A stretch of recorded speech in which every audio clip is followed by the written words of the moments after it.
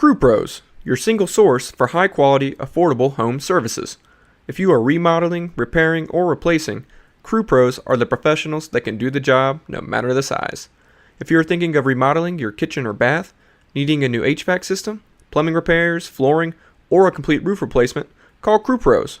Crew Pros, proud sponsor of the Grizz 901 podcast. Memphis. Nothing but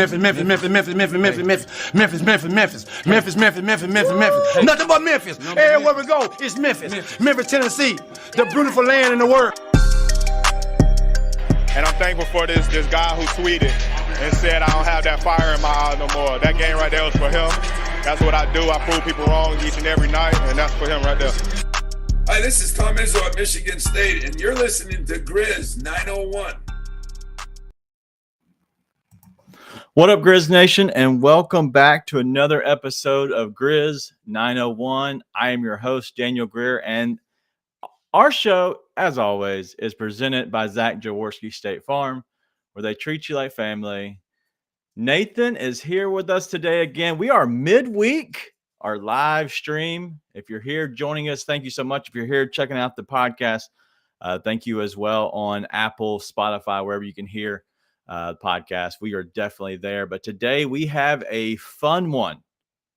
We have a game that we just came off of. And so, Nathan, I'm going to throw it right to you right away. The Grizzlies win 109-97. So I want to ask you just a simple question.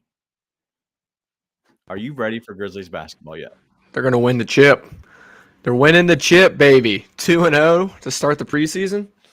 Man, it's gotten to the point. I saw someone tweet this earlier, but having 2 days off after having a whole offseason, it feels like longer than the whole offseason once you got a little taste of basketball. I'm back to that point where I'm like, 2 days in between games. How am I supposed to make it that long before basketball plays again? So, yes, the answer is yes. I'm very ready for Grizzlies basketball.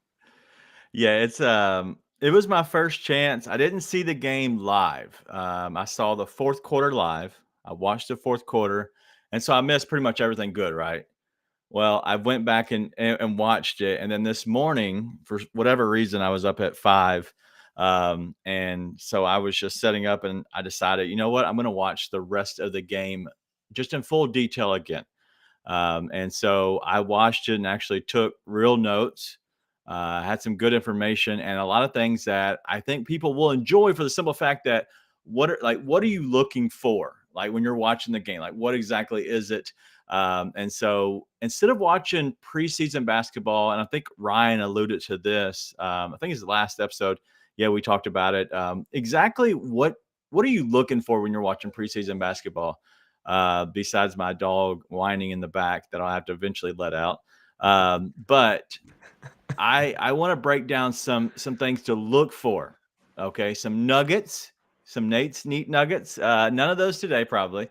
But I have a lot of stuff I want to get into and I want to ask your opinion about. And so without further ado, do you think, number one question, do you think that the 4 position without Jaren is completely locked up with Santi Aldama? No. No. Now, I will say I do think Santi, he's ready. He's ready for something. I don't know if it's a starting 4. I know we talked probably last week. We brought this up, but I was talking about how I think he's going to be the backup 5, right? Not the starting 4. But the one thing that I am getting much more confident to the point where I actually am close to saying he has it locked up is a role on this team. He looks ready to play, which we both need to be deciding how we like our crow cooked, because I'm definitely about to be eating some after in Summer League. I said he didn't look – nothing about him, I think verbatim, the quote was, nothing about him looks like an NBA player.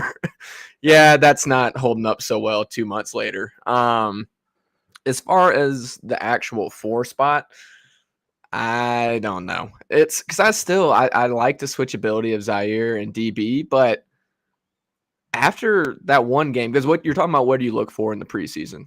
I look for, stats. Sometimes you translate if a guy's shot's really improved, that can translate. But, DB, not DB, Dylan Brooks, Desmond Bane went over 5 from 3. That's obviously not him. So you gotta sort of take those with a grain of salt. But Santi looks like he fits.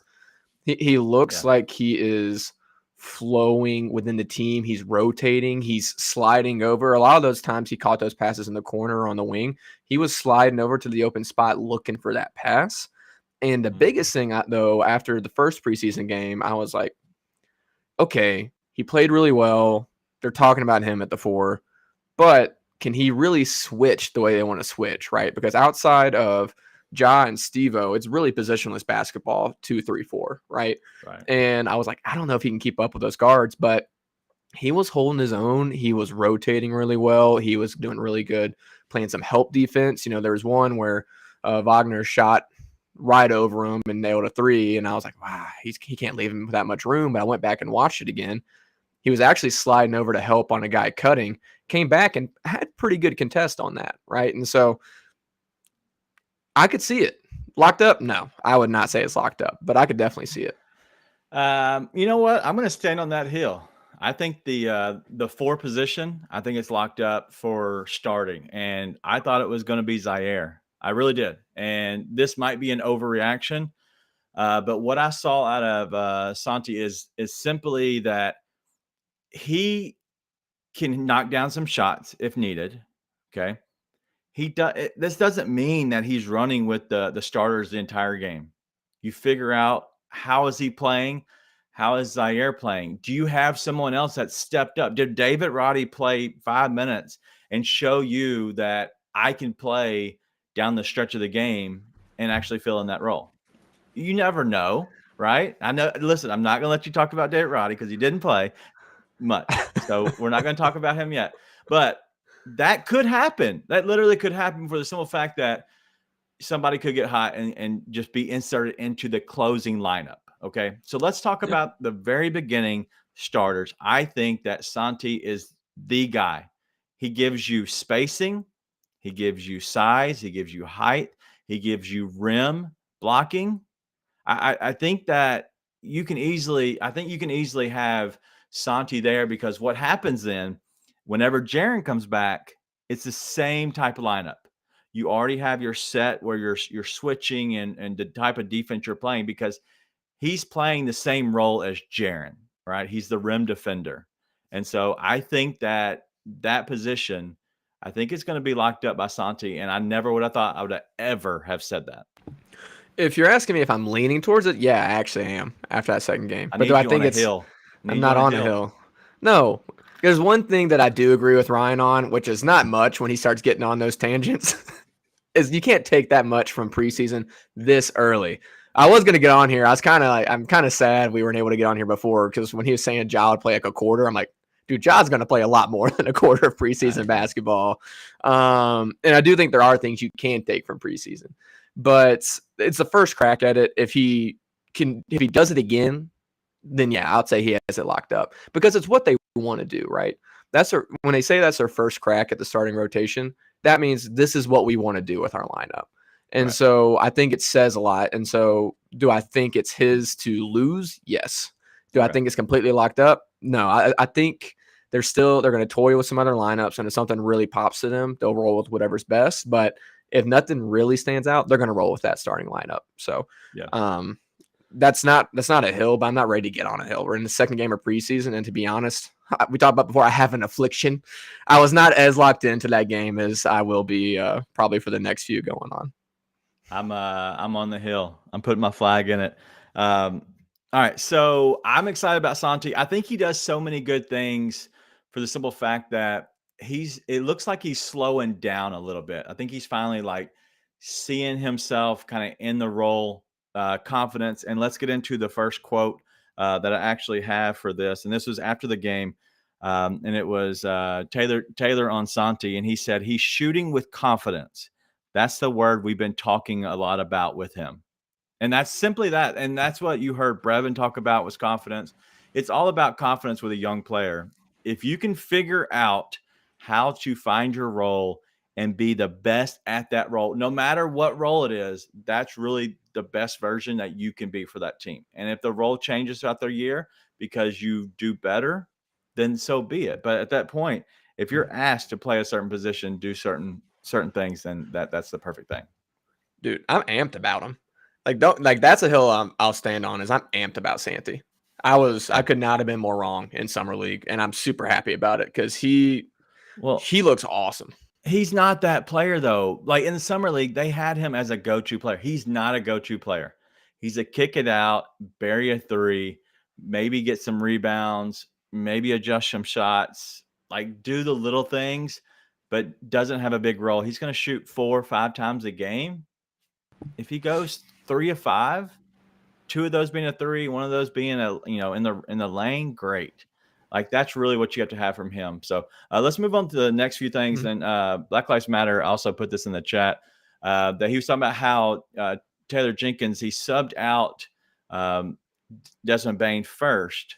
Okay, so which actually maneuvered him to be coming out with the second unit in the second quarter and vice versa throughout the game. If this was a full game, it might have kept going that way. But he also was subbing out with 6 minutes to go in the second quarter, which I don't love because then you're not able to close with Dez as much. So I think what you're going to have is during the regular season, you're going to see him sub out first, and then he's going to come back in, play spot minutes in the middle, just like I think it was Jaren. Yeah, Jaren had this role last year where you were playing twice in a quarter. Your quicker rest, you're out 8 minutes or so, you're back in to finish the quarter. You start the next quarter, you're out, you're back in. So pretty much you're playing almost every single quarter, except for like a big blowout or something. So I think that is important because that actually lets Desmond ride with somebody like Tyus, who's going to get him the ball and get him open shots. I would have thought I would have put Dylan Brooks there to better suit him and his game. Do you think that if you were the coach, what would you be deciding? Would you say it's better position for Desmond or a better position for Dylan to play more with the second unit to get up more shots? Better position for the player or for the team? For the team. For the team, I mean, it's a bit of a catch-22 because exactly what you're saying. You want Ja and Dez on the floor together, but Dylan Brooks getting up a ton of shots is not what's best for this team. Even with the second unit now, I would say probably better for the team to have Dylan on the second unit more because you still have guys like Tyus and Zaire that can shoot, but they're not going to be hunting that shot as much, right? It's going to be created for them, And I agree with Black Lives Matter in the chat. We want Dez to be the one shooting more, but I think Dez, they'll manufacture shots for him. He'll get them even if he is in that starting lineup with Ja. I'm not as worried about that. I am more worried about Dylan taking those shots from Ja when he's on the floor, right, and stopping the ball. So the answer is, I hate this, but Dylan Brooks just doesn't need to be taking shots. I'm worried about Dylan heading into this season after some of the media day quotes and how he looked last night. It didn't look like much has changed, and we got a lot of other guys who need to be taking that shot more. So, I don't like either, to be honest. I want Zaire and Conchar and Tyus moving the ball in that second unit and then having BC. I think that second unit, no one needs to be chucking shots, right? It's just let the offense work. So you're muted. Sorry. Rookie mistake. No, I have a lot of questions about the second unit as well. But before we get into the second unit, I want to stay with the starters. Dylan did take 7 shots, which was good. He wasn't chunking. He wasn't doing anything. Let's just be honest. He was fouling. He was trying to see if he can get more fouls than shots, which is, probably would actually be in the favor of the Grizzlies. But I think I think that you're going to see Desmond in that role. I would imagine. And I think that if you want somebody forcing, I think Desmond would be a better guy who, would force the shot than Dylan. But what that does is that gives them a go-to guy that they can look for. And so I'm looking at, we always need to have some main scorer on the floor. And if Ja's going to be that guy, great. But if he's not on the court, who's on the court? And I think you answered the question with Desmond Bain because Dylan Brooks, I don't know if you can trust him. I think that's why the offense went to a lull last year in that position. So let's get into the second unit real quick because I do have questions on that. And my first question is, what type of offense are they going to have? I know that Tyus missed a lot of floaters, but you have Tyus, Brandon Clark, and Zaire. Okay. Zaire is not a shot creator. He just isn't. Let's just be honest with that. He's the guy who needs the offense to kind of flow through someone else, and he'll be the kick out guy and also be the guy who can catch lobs. He can get that mid-range game. Okay. And you saw him last night. He played better when he was playing with Ja. And if you watched last year, his best times that he played was when he was actually on the floor with Ja, because who isn't? But when he was a starter, he played great. When he was on the second unit, he didn't play as well. So what do you do with him? Is that a step back for him, hoping that he can have a resurgence, redevelop his game a little bit, try to be that second scorer outside of, Desmond Bain when he's on the court in that second unit with him? That has to be the answer, right? Well, yeah. I mean, first off, I'm glad you hit that little asterisk there, because who isn't better when they're on the floor with Ja Morant than anyone else, right? So for sure. But I think what we saw in Summer League from Zaire can translate really well to that second unit. Just like you're saying, he can be that second scorer, but even with that, he's probably not quite there yet. But I think he can sort of grow into that go-to guy for the second unit, being able to create that shot. We already have seen flashes of it, one in Summer League, but two, we saw it a little bit last year, shot clock dying down towards the end of the year. I always go back to him hitting that mid-range shot over Jared Allen. That is kind of peak what he can bring to this team, but I don't think it's out of the realm of possibilities. He can grow into that as soon as this year, being able to do that. Because we talked about it, Dez, he obviously he can grow a lot more. He's got another leap in him. He looked quicker in that game yesterday, 2 days ago, sorry. But he's not necessarily like the guy who just takes a guy off the dribble and puts up a shot and creates a shot, right? Zaire has that length to really do that, and we've seen him have way better vision than last year. He hit Santi with a low look pass in that game on Monday, and that's stuff that he's doing a lot more consistently, right? So I don't hate the idea of Zaire being the go-to guy on the second unit. No, I think he's there yet, probably not, but is he by the year going to get there? I could see it. 100% I could see that. Zaire's not ever going to be the main scorer on the second unit. Never. Why? Ever. Why? Why not? Why could he not be the go-to scorer? He's not a go-to player. He's not a creator like that. He doesn't have that in his bag. His bag is making open, good shots. And then, yes, he can get into the mid-range and do the post-ups like that. He's not a creator. That's just not his game. That doesn't mean that he can't lead the second unit in like points. Yes, at times. But on a normal basis, he will not be the go-to guy. You're saying never.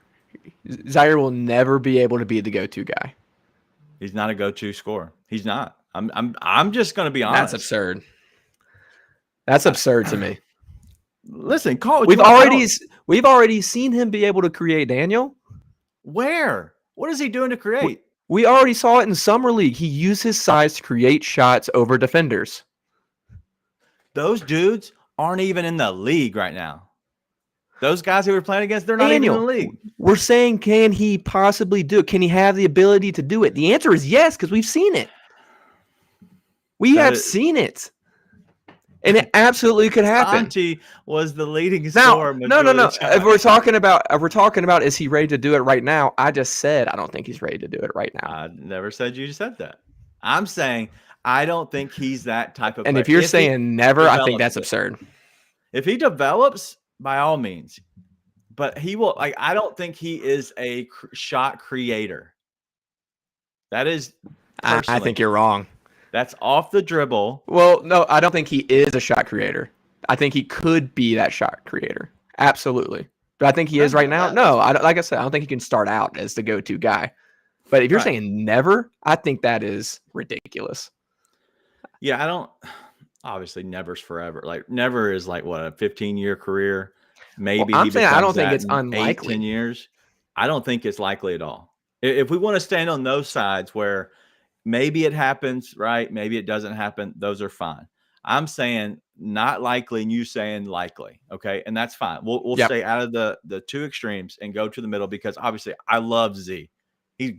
He's great, especially for this team. He's a guy who literally does a lot of things that doesn't show up on paper, and that's great. But I just don't think he is the shot creator. And a lot of times he gets his points off of lobs, kickouts, and then open threes. That's it. Well, and I'll say one thing too, and that is that the way that this team functions, especially in the second unit, to sort of come to your defense a little bit in that, it's not built to have a shot creator, right? Yeah. It's built to move the ball around. So I think it would be hard for someone to stand out as a shot creator unless it was a bad thing, a la Dylan Brooks, being in that second unit. That being said, when I say shot creator and go-to scorer, what I'm thinking in my mind is the guy who you're getting down into the clock and you just need someone to go and get a bucket. I think that's Zaire for the second unit. And I think that could be Zaire for the second unit this year sooner than later, because who else are you going to give it to? I mean, you got Tyus to sort of, but it's the same thing. That's Tyus working within the flow of the offense when he creates the shot, quote unquote creates. Somebody who just gets the ball and makes it happen. I think that's Zaire for that second unit. So want to make sure we're on the same page as far as I don't think either one of us thinks we want Zaire going ISO in that second unit, right? No. We're not looking for a Jordan Clarkson type player regardless. But into the shot clock, you have Zaire to go get in his bag a little bit, just get a little separation and shoot it over a defender and make it, which he's shown he can do. I think when it comes down to it, second unit guy, I think if there's no Desmond Bane on the court, I think that's Tyus. I think Tyus is the creator. And that means he's taking somebody off the dribble, he's getting to his shot, and he's going to hit that floater, or he's going to get to his spot, defense collapses, he's kicking out to somebody. That's what I call the go-to guy, where he is making it happen. He's breaking down the defense, kicking out to the right spot, or going up to his strength, which is his shot, whatever that is. If that's Zaire, I don't know what that spot is. That has to be the back down over the defender like he was doing in Summer League. I don't know. I just don't see it. But anyway, whatever. We love Zaire. I think you have to look at this different ways. And no, this is not being negative. I think I'm just trying to figure out negative. What No, listen, I am with you as far as Tyus is like the leader in the second unit. You want the ball in his hands. And if you're going with that, I'll talk more about creating shots, but I'm laughing at Black Lives Matter comments saying if Melton can do it, Z for sure can. I love it.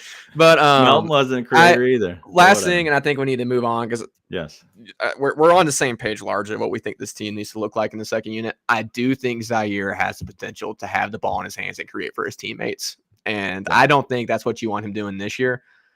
I do think that's 100% something he's working towards and will reach. So, yeah, we're all on the same page. So they need to just pop the ball around. That's what it has to be pretty much in the second unit. And you're going to see more of the free flow of the offense with second unit. That's what Tyus runs. With them trying to interchange right now, it's going to be a slow process. You're talking about, and we'll discuss this in a second, but who exactly is going to play on that second unit? I think that's going to be very, very interesting to see because John Conchar is definitely on that second unit. So is Brandon Clark, and so is Zaire, and so is Tyus. Who is that last guy? Like, that's 4 people that I know that are going to play. And let's say we want to put that one spot, it's either Zaire or Santi. I think both of them have solidified their position on this team. One's going to start, one's going to be on the second unit. Okay. Yeah. That's 9. Who is that other guy? It's not Junior. So let's get that out of the way. I love Chris. I know he wants it to be Junior. I love Junior, but it's just not going to be the case. Also, I just noticed you can see my honey bunches of oats and paper towels in the background. So it's a lovely scenery. It's gonna be Laravia. Yeah. I don't know that I agree with it, but it's gonna be Laravia. I was looking at it. Here's the thing. You always talk about seeing it. Yeah. See it with Roddy. I do want to ask you what exactly it is with regards to that role, because I am a little cloudy on it. But before we do that, with Laravia, I understand that the it is him having a really smooth shot, right? And he's picked up a lot on defense in the couple of months in Summer League. I've noticed that he is moving a lot better defensively, which was my biggest knock on him after Summer League. I'm like, the shot will come around, a lot of it will come around. Defensively, can he get that extra step? And it looks like he has. That being said, you look at their stats. I went and pulled it up because when they both played significant minutes, and I think you'll see Roddy play some more minutes in this next game to sort of test it out with him as well. Roddy looked better. He looked like he was able to flow with the team better. He's more athletic. He's able to move a little bit better, which is funny because his nickname's Big Body, right? Right. I just think he looks better. And you look at their stats, they're both 6 for 15 from the floor. Right. And then they've both made 2 threes. Roddy's made it on 4 less shots. So, and the only reason I point out the stats, again, Desmond Bane's over 5 from 3. I don't think that necessarily translates crazy well. What do you do, or as far as the stats go and all of that.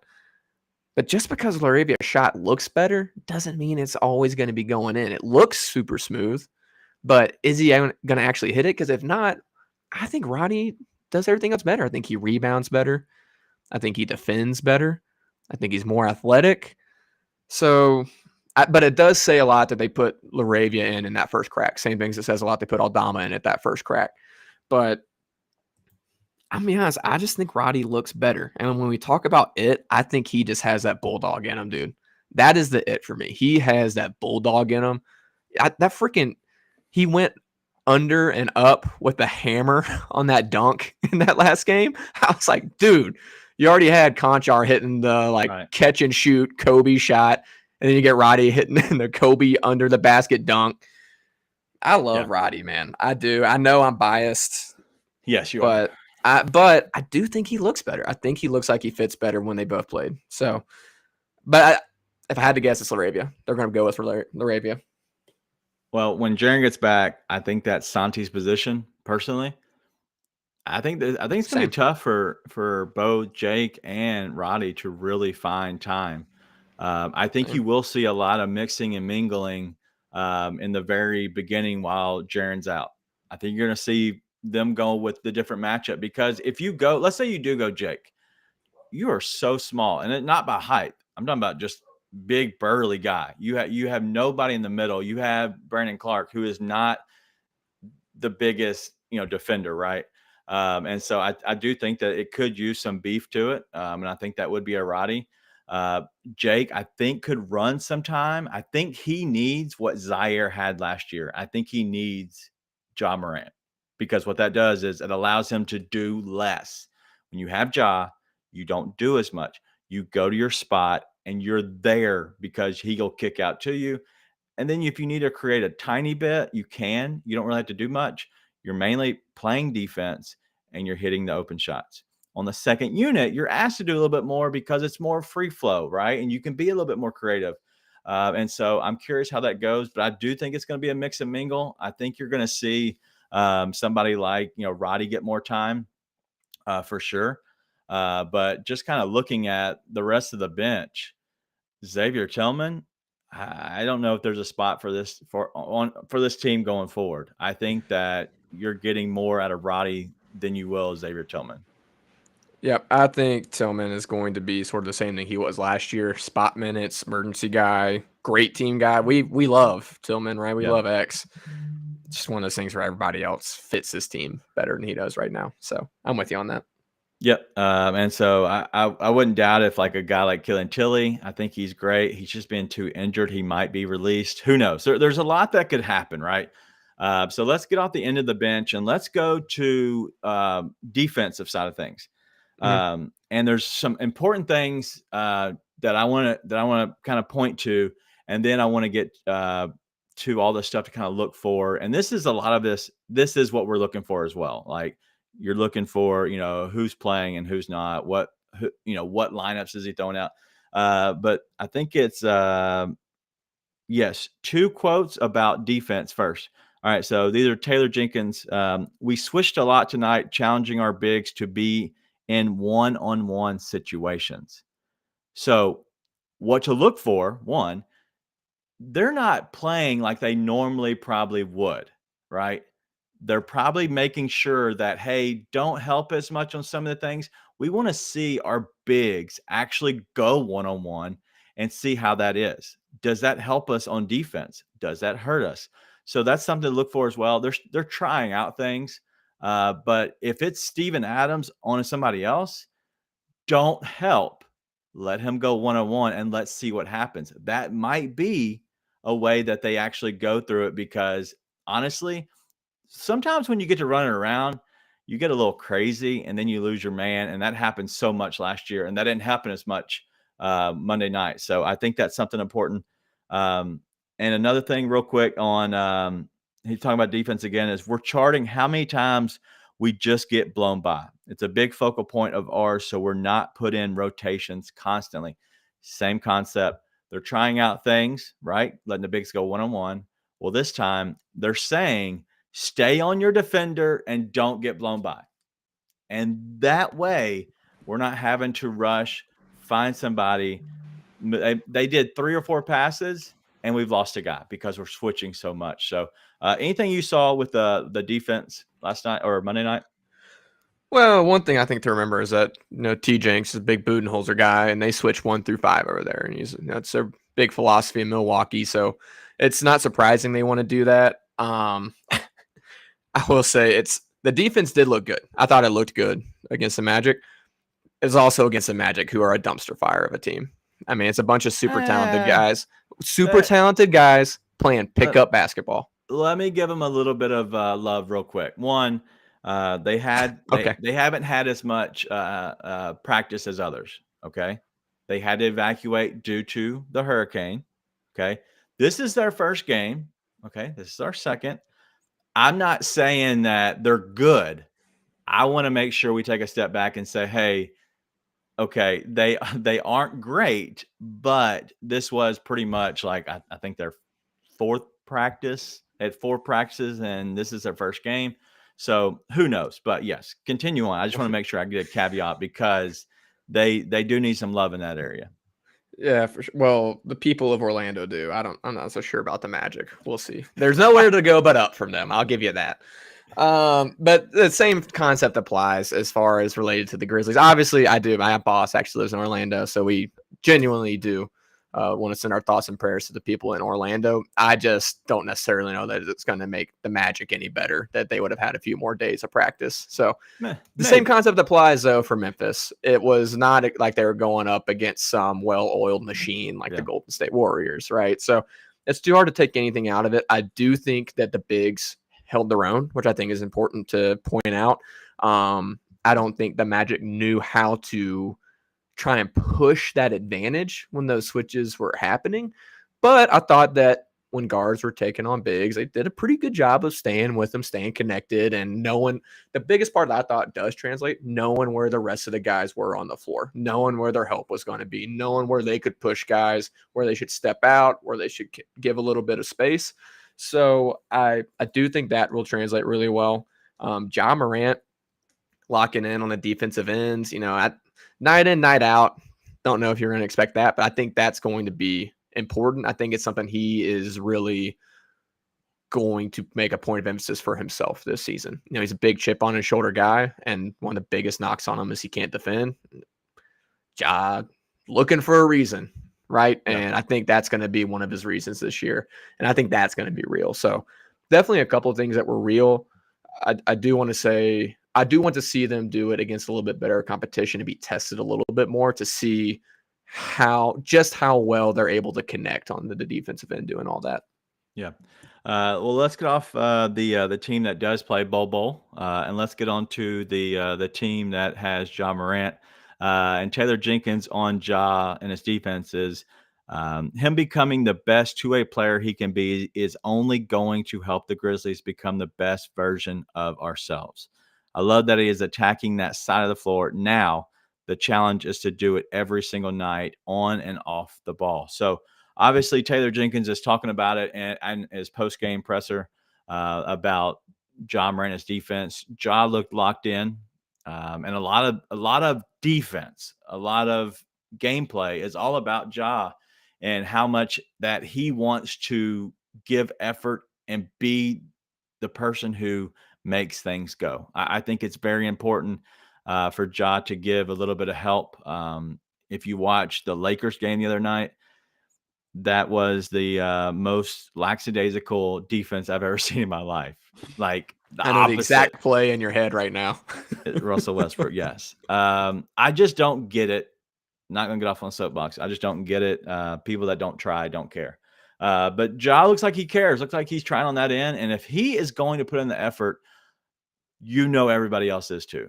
Like that's a gimme. But anything else on the game that you want to, I guess, hit on real quick before we kind of hit on stuff that key items and whatever you want to look for throughout the rest of the preseason?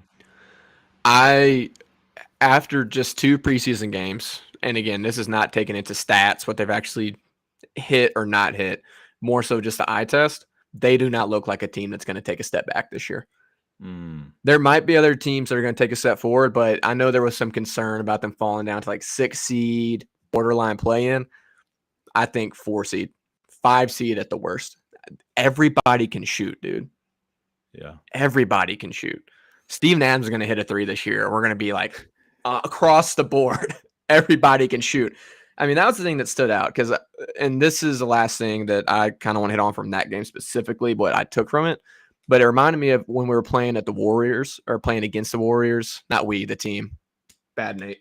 When the team was playing against the Warriors in the playoffs, what really killed us outside of rebounding, we know that. What really killed the team was that the Warriors just had another guy ready all the time. It was Otto Porter Jr. was knocked down a shot. It was Kevon Looney was doing something. The Grizzlies just have guys 1 through 10 that can step up when they're trying to take Jaren away. They can step up when they're taking Ja, Dez, Zaire, Tyus.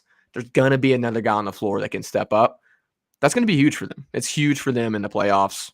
I'm super excited about it. Yeah, I think it's going to be big, man. I think this team is, dude.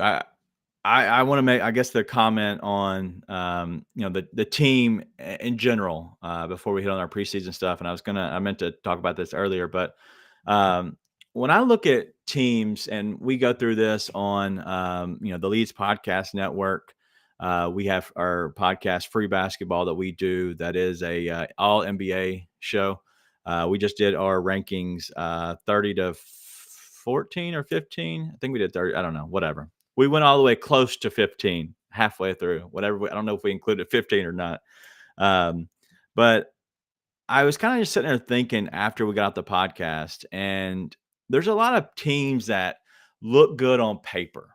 And there's a lot of teams that you give credit where credit is due because they've done it before and they're a good team. But obviously, like after seeing, like, and I was down on the Grizzlies for the fact that I don't think we took a step to really make us a true championship contender because we didn't do anything in the offseason. We got 5 rookies, and we didn't do anything else. And we lost 2 of our guys that were rotational guys.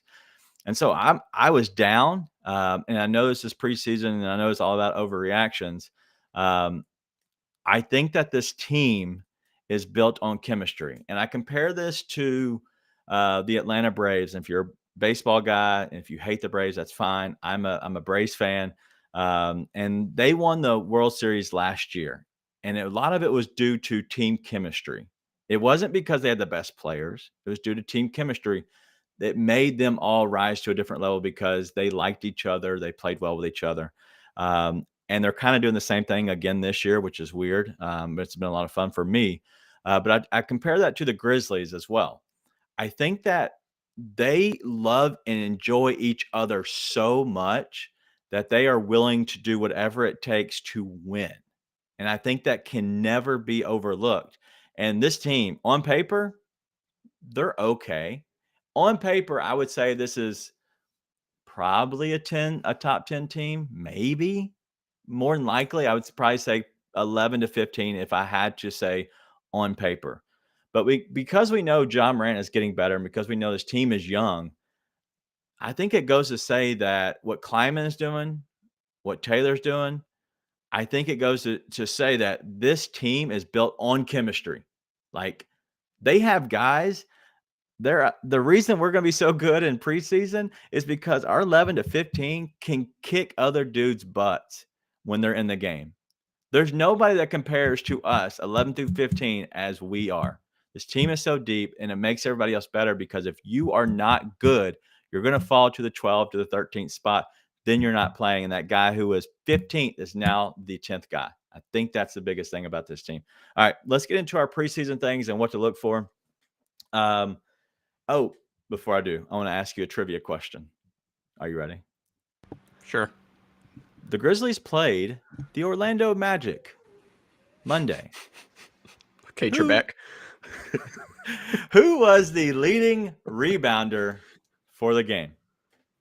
Who was the leading rebounder for the game? I'm not looking it up. For the Grizzlies. For the Grizzlies? Wish you had the Jeopardy music. Who was the leading rebounder for the game? Who is John Conchar? You are correct. Let's go. I actually did not know that. I just sort of based off of my knowledge of Grizzlies personas and their game. So let's go. Yep. The Magic Conch. Yeah, the Magic Conch. He had 9. And the reason I bring that up is because this is something that I kind of want to watch. This is something going forward. Is there's players that I want to watch, right? And there's situations and things that are happening that I want to watch. My first player that I want to watch is John Conchar. If you see him in the game, he did a lot. If you're watching the game and you see it, he's somehow everywhere. He's always doing something. If you look on paper, it's not really going to jump out to you. But he did have 9 rebounds. He had 5 points, I believe. I'm not looking at the moment, but a couple assists. Let's read it off. Why not? 4 assists, right? So he had the second amount of assists in the team. Like that's really what I'm looking for is who's going to take over the DeAnthony Melton role, right? Who's going to hit some threes, but also do a little bit of everything to kind of make up for the lack of having a guy like Melton and even Kyle Anderson. So I'm looking to see how John Conchar fits. And I think that when they took off a little bit in that second quarter, when they started playing much better, John was actually on the court during that time because he's all around doing something. So when I look for somebody who's going to make up for a little bit of the rebounding we're losing with Jaren out, with a little bit of the playmaking, doing a little bit of something, whatever something is, now that Melton's gone, I'm looking at John Conchar. All right. What are you looking for? I think the 2 biggest things are things we already hit on, the Laravia versus Roddy, seeing who's going to earn that last spot on the second unit. The Aldama, if he's able to keep up and do what he's doing consistently. I did want to see Conchar, but I never really had many questions he'd fit in that second unit really well and just keep the ball moving, do the little things like you were saying. So, it's fun to watch it, but I never really had too many questions around it. One of the biggest things I'm going to be looking for is Dylan Brooks, seeing if he's made any growth on the playing within the flow of the offense. He had a couple assists. Like you said, he only took 7 shots, which I think is good. But is he going to keep the ball moving, really keep the ball moving, in a way that keeps the tempo going, not in a way where he doesn't have to force it and really think about it, right? I think it shows he is trying to change up his game a little bit, but I'm not sure he's done it yet. So want to see that. Outside of that, man, it's honestly preseason. I just have fun watching the guys. I just have fun watching it. I think it's a time to just have fun and overreact to stuff and then try and pick out real analysis. So that's the main thing I'm doing, is seeing what can I possibly overreact to when we come here on the live stream every week. But the one thing I will be looking for in particular, besides Laravia, Roddy, Aldama, is DB. Is he making adjustments? Because this is not a time for him to screw around and get in rhythm. This is a time for him to push, hey, I'm here for the team and I'm gonna do what it takes to win. So that's the only thing. So I think Dylan Brooks is a very, very important spot because he's somewhat of a vet. He's been around for a while. I think he'll find his spot. I do think he's searching to find his role. I really do. Because I think there had to have been conversations about his role moving forward, because he obviously left the end of the year meeting. He hadn't said a whole lot, even when during the interviews, hadn't said a lot. So I'm curious of what that's going to happen. But I'm looking to see how Santi answers. Right? Are they still going to start him? I believe they will start him. I believe that you probably see the same starters. But do we see less of Laravia, more of Roddy this next game? Does Xavier Tillman step on the court? Like, I don't know what might happen. Maybe they move off, Brandon Clark and let Xavier Tillman run that role for a little bit to see what happens, because you'll obviously get some time to other players play. But I think once Ja gets kind of going this next game, this could be Ja's main last game he plays. I think he will play another quarter. I think you still get a little bit of Ja Morant. And at that point, you're talking about game 4 and game 5. I think you can actually get these other guys a lot more time and a lot more minutes run. Black Lives Matter said, I feel like half the Grizz Nation is waiting for Santi to be bad so they can say they're going to play on the team again. Yeah. That's what I was laughing at too. I got to figure out how to get in this chat, man. I've been trying to figure out how I can actually chat back, and I've got no idea. I'm technologically unsavvy, to say the least. I just clicked the button and I can send a chat back. I don't know. There's probably ways. Just go on YouTube. I don't know where he's on YouTube watching. But that's something. If you're missing out on the chat, Black Lives Matter, thank you so much. We gotta meet you definitely in person if you're here in Memphis at some point at a game. I'll be at opening night for sure. We'll have to meet up, say hello, and say thank you for kind of hanging out with us. But I'm curious about Santi, how he does it, and all the other guys and how they rotate. But one thing on defense I'm looking for, and I don't know if people have noticed this or not. What we call a 3-2 defense is when you have 3 guys at the very top, when they're in an umbrella type shape. From the top of the key where the top of the 3-point line is, and kind of branch out like an umbrella. And then you have 2 people on the bottom, which is 1 foot outside of the actual lane. So around the bottom block is what a 3-2 defense is. 3 at the top, 2 at the bottom. The Grizzlies were in that formation a lot of the night. What that's called usually is a matchup zone.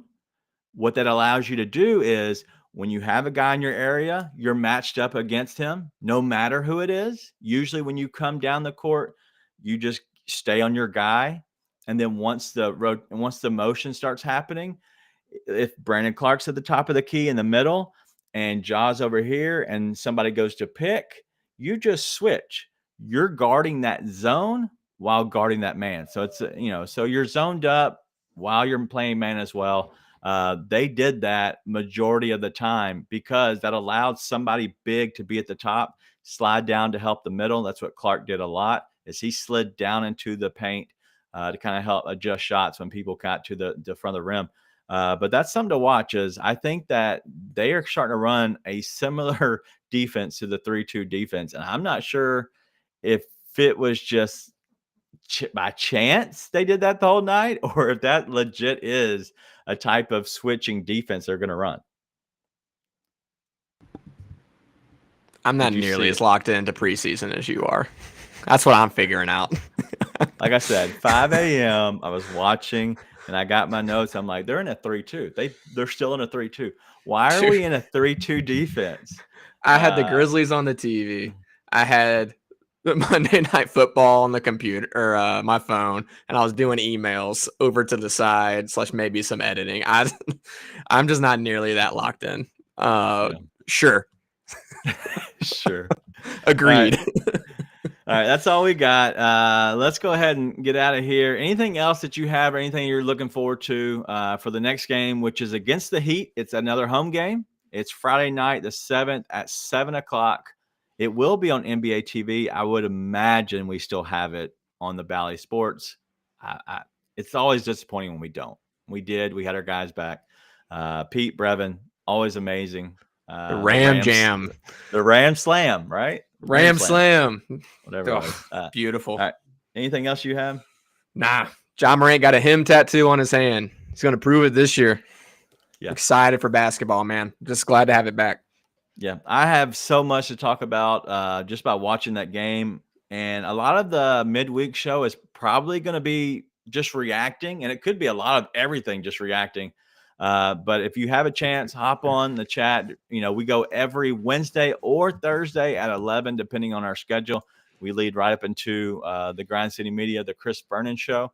And so make sure you're here. Me and Ryan have also started going live. Why not? If we're going to record anyway. We usually record late Sunday night. So if you're a late night owl and you're watching football, and it's a terrible game, which it has been, then you just listen to us a little bit while the game's happening. Because I watch the game as well. I have it on my TV. I watch it while Ryan's talking about whatever and forever. Latest conspiracy theory.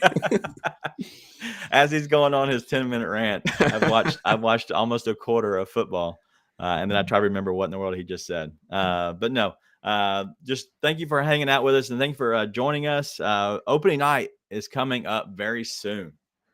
Next week, also, I forgot to say this, we'll have Nate's Neat Nuggets back. We're going to have some betting nuggets because I'm heading to Iowa where I can feed my addiction. So that'll be back. I forgot to mention that. Also, keep checking out Grizz Lead. Guys are putting out a ton of articles. I know a lot of people are still checking in and reading them.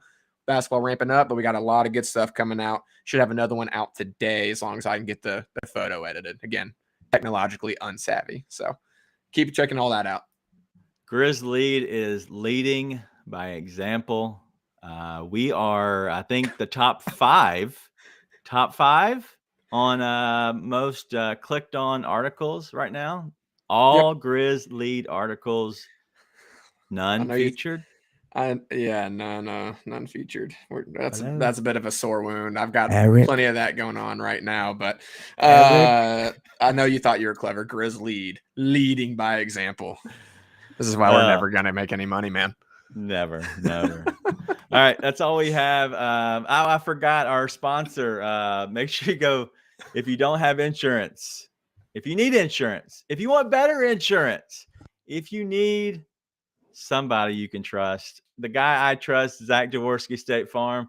I almost missed out on our entire 60-second blurb. I'd have had to put something into the Someone podcast. Actually does pay us. We blow it. Yeah. Well, the reason I thought about it is when you talked about we're never getting paid. I was like, wait, we are getting paid. But yeah, go check out Zach Jaworski State Farm. They have 2 offices, one in Collierville and one in East Memphis. But the team is awesome. I trust them, and so you can too.